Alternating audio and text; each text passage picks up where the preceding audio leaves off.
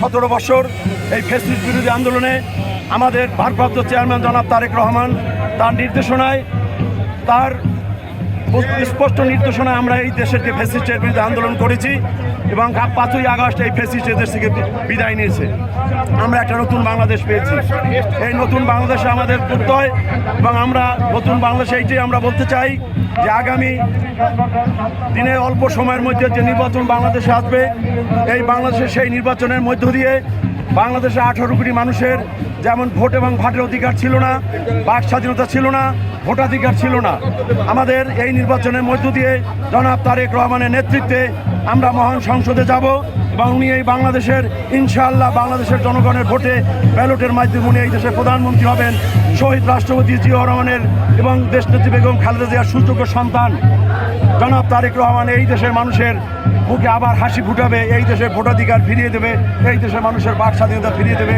এইটাই আজকে আমাদের এই 47তম প্রতিষ্ঠা বার্ষিকীর আমাদের অঙ্গীকার এবং আমাদের প্রত্যয়।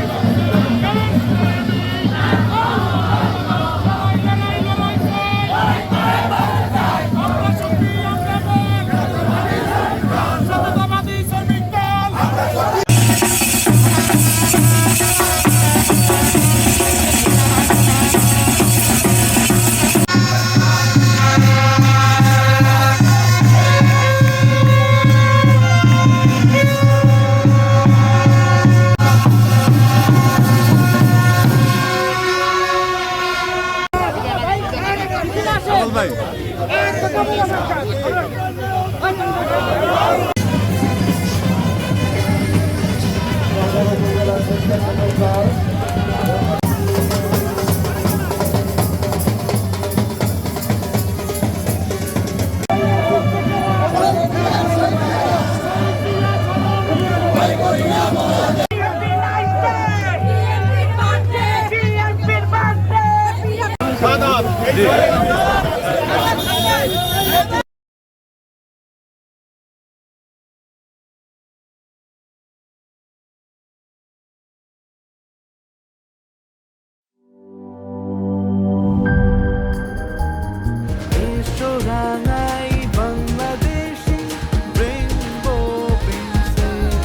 রেইনবো পেইন্টস, ছড়াও জীবনের রং।